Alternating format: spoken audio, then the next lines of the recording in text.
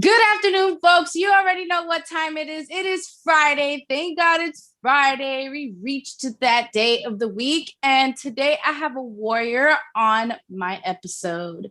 He is scheduled to fight on the next Bare Knuckle Fight, March 19th. He is a Combat Night OG as well. Please welcome Noah Cutter to the Liza with a Z podcast. So, how you doing today? Doing great. Just getting some social media obligations out of the way. I'm sure with the Bare Knuckle brand, you have a lot of press conferences and a lot of just videos and pictures that you got to be taking. And so, I mean, how's the fight camp going right now, though?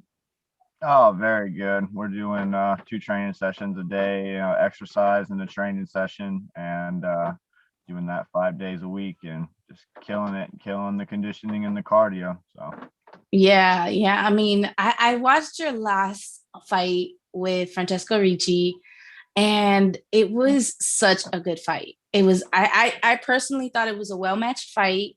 Every round it was action packed, and all the technique was shown between both fighters. I mean, you have the fight against Caleb Harris on March 19th. And so, how are you feeling about this fight coming up? I'm feeling good. I'm excited to go down to 165 from 75 in bare knuckle and see what that weight's like. My main weight in MMA was 170. So, now in bare knuckle, I'll be 5 pounds above my normal MMA weight and 5 pounds below it. So I'm excited to see how I'm going to move with my new conditioning and cardio at that weight. Yeah, because you'll be a little lighter. So, I mean, how does it feel to be a bare knuckle fighter? Like,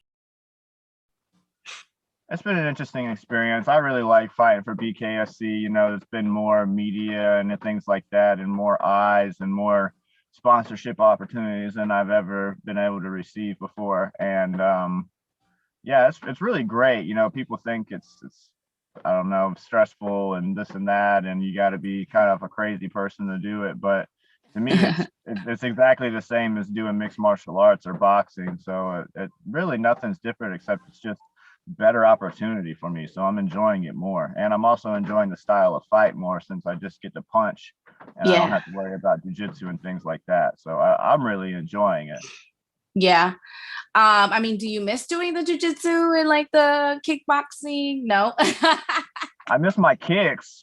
I miss my kickboxing, but I don't miss anybody who's ever seen my fights or knows about my pro MMA career knows I don't miss the jiu-jitsu at all. I miss some of my kicks sometimes because kicks used to be one of the biggest parts of my game, and now I can't kick, but it's better because now I'm getting to focus more on my strikes, so my punching. So if I ever do go back to MMA or kickboxing, then my punches are just going to be that much more better. So awesome.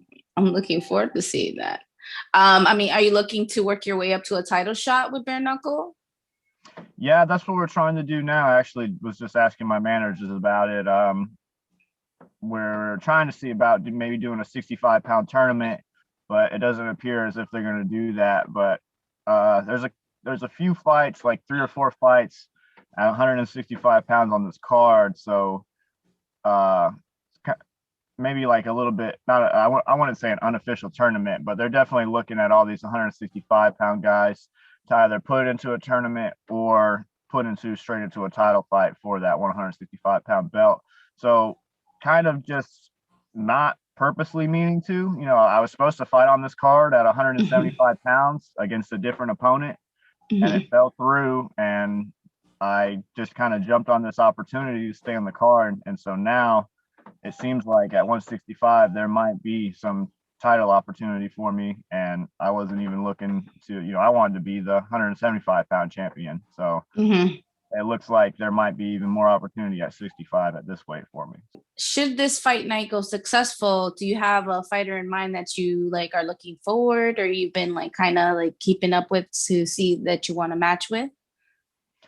Not really, not in particularly, because like I said, up until, a few weeks ago when my match got changed, I was looking at the 175-pound division and was looking at who I would potentially be fighting for a belt there in that division. So At 165, I'm not really looking at anybody in particular. I kind of just treating it like I'm a guest here at this weight class, and whatever's going to happen is going to happen. But if I were to stop and think about it and look forward, I would say that obviously the winner of the main event, Joe Elmore and Ryan Garcia, they're probably going to be competing for the either in the tournament or competing for the 165-pound belt. So I would have to say either one of those guys would be who I would be looking to next, would be the winner of the main event. Gotcha. All right, good to know. We'll keep our eyes out for that for sure. Looking forward to this fight night. I mean, what do you think you have planned for the rest of this year, 2021? This is going to be, my first fight was at Toe the Line, and then I did Bare Knuckle in Miami. Now I'm doing another Bare Knuckle. This is the first Toe the Line I did was in September of last year. So this is going to be my third professional Bare Knuckle fight in 6 months.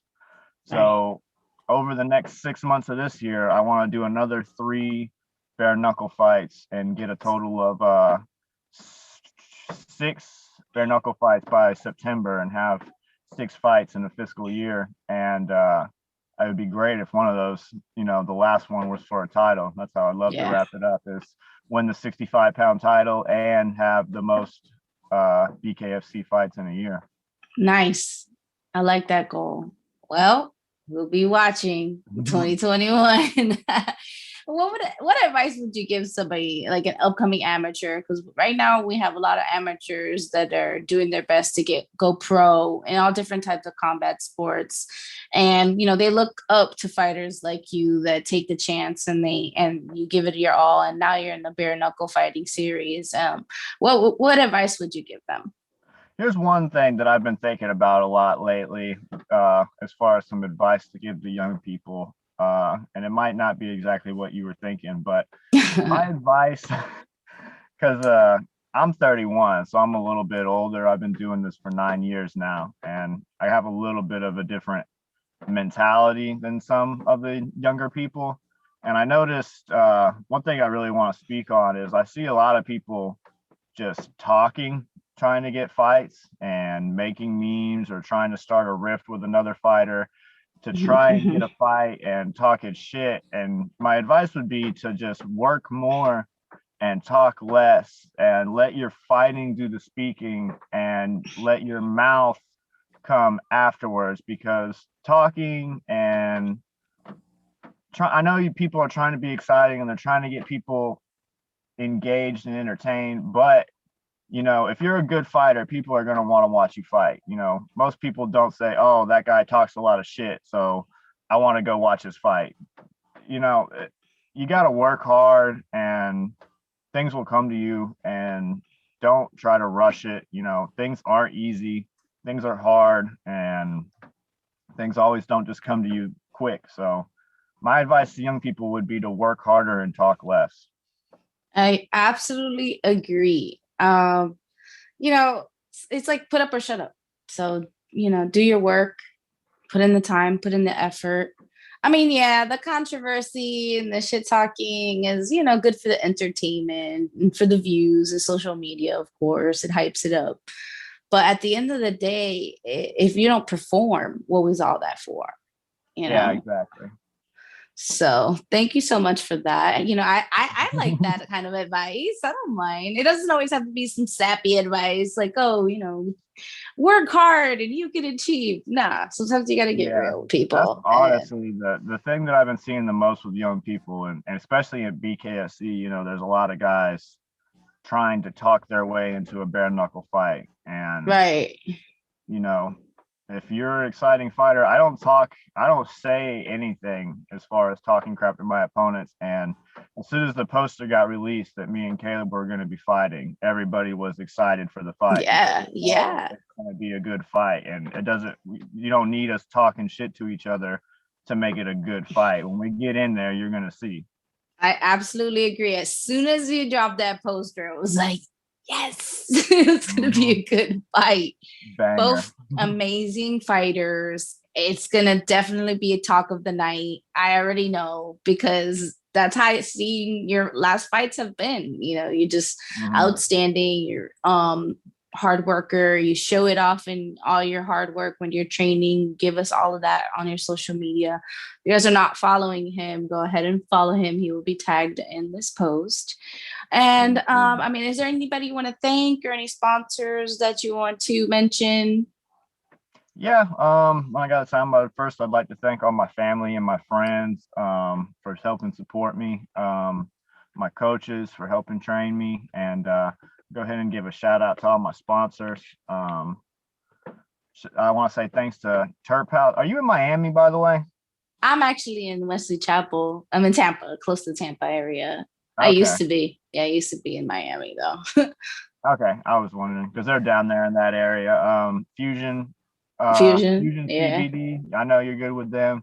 Turp House, Clear, Cards Products, Mary Jane's House of Glass. They just hooked me up with a package. My brother-in-law's tattoo shop in Crestview, Florida, Red Level Tattoo. He does all my tattoo work. Mako Tech mouth guards in Mobile, Alabama. They make all my mouth guards for me and protect my grill.